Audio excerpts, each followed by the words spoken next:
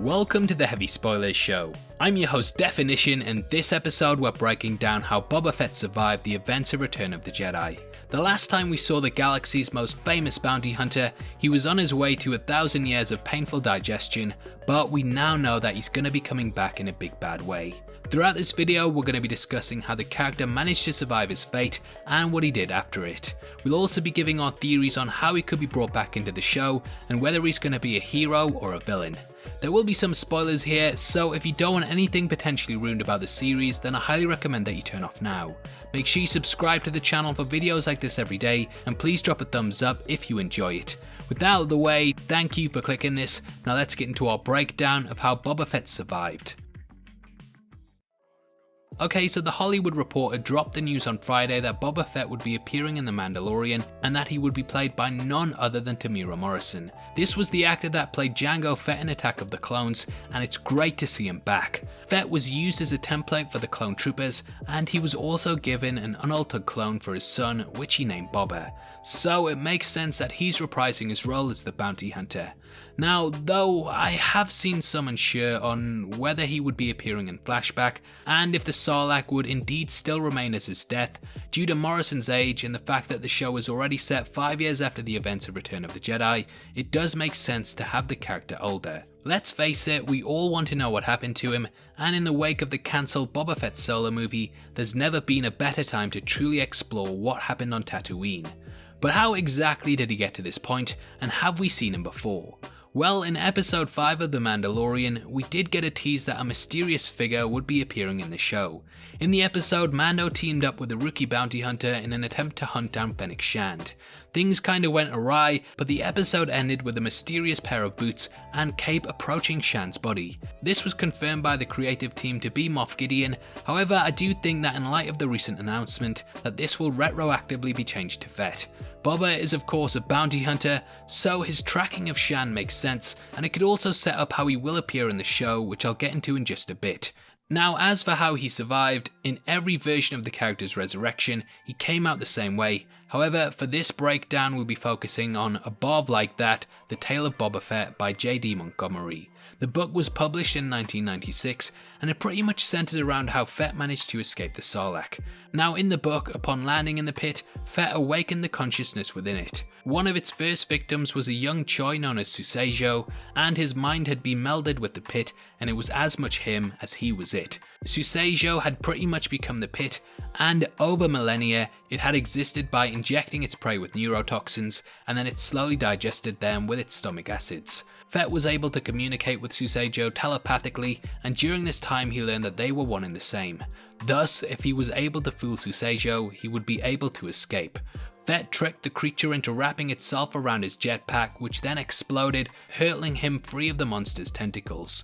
Using a concussion grenade, he was able to escape through a wall in the creature, and he finally made it to safety. Now, what happens from here kind of varies depending on what you read. In Star Wars Legends, he's actually found by a sandcrawler that just so happened to have also kidnapped R2-D2. Han Solo and Leia were on a rescue mission for the droid, and it's here that they cross paths with Fett. Solo didn't want to harm the bounty hunter, but he attacked the character, and Han managed to dive off the sandcrawler just as it hurtled back into the pit. So yeah, this is the kind of fanfiction we used to get. He got out of the pit, and then he went immediately back in. However, Fett managed to escape once more in the same manner as before, and he was found by Dengar, who had come to search through the wreckage of Jabba's barge. Dengar didn't know that this was Fett due to the damage on his armor, and he helped to get him back on his feet and took him away to be healed. They kinda had a back and forth rivalry over the years, but one of the notable things that happened to Fett was that he actually returned to the pit 1 year after escaping it. He was originally going to destroy it, but using his telepath connection with the creature, he decided not to. I think that this story will pretty much be carried over to the show, except for the whole in and out storyline involving Han Solo, because it makes Fett look a bit stupid, which he definitely doesn't need more of. He has to escape in some way, so they might as well keep it as simple as possible. And yeah, it does seem a bit like bad fanfiction to have him climb out and then almost immediately go back in. Now, the way I think that he will be brought back into the show is through a similar thing that we've already seen. I do believe that he will be revealed as tracking down Shand, and with the bounty still on Baby Yoda's head, I think he will be the one to go after the character first. Moff Gideon has already failed, and it's likely that the price for the little youngling has now increased greatly, becoming an even more valuable target for bounty hunters. We know that Fett has worked with the Empire before, and that he was instrumental in tracking down Han Solo.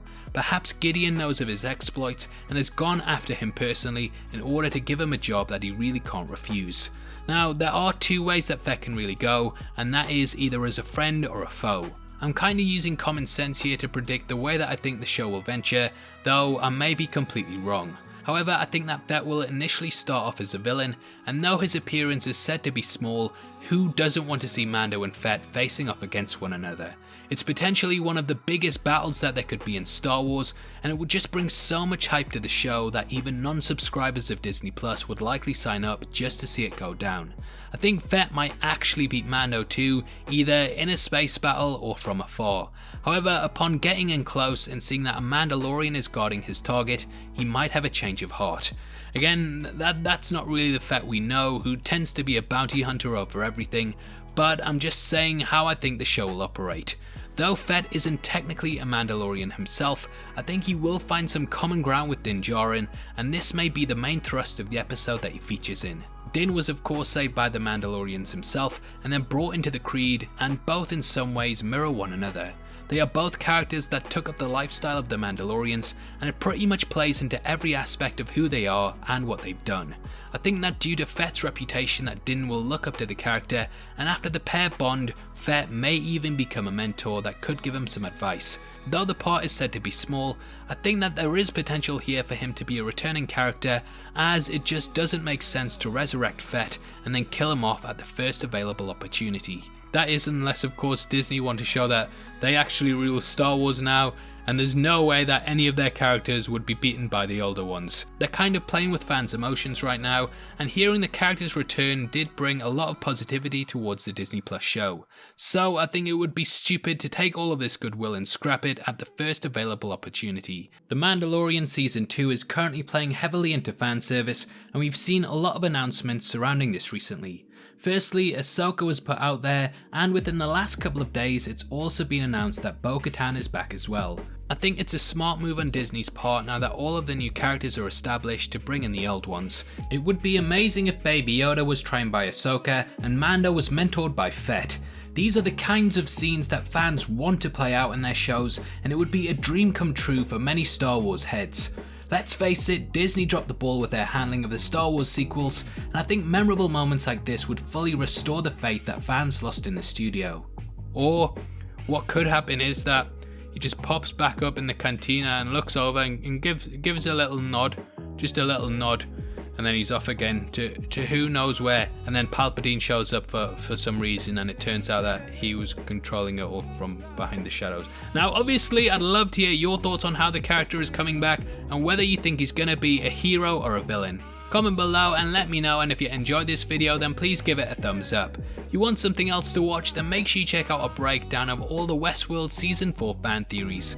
We go through what we think will happen in the show, so it's definitely worth checking out after this. If you want to support the channel from as little as 99 cents a month, then please click the join button below. We massively appreciate it, and as a thank you, you get access to content early. If you want to come chat to us after the show, either follow us at DefinitionYT or click the Discord link in the description below. Every month we give away free movies to people who are subscribed to the channel, and this month you can win the Marvel Phase 3 Part 1 box set, and all you have to do is comment on a video and make sure you sub with notifications on.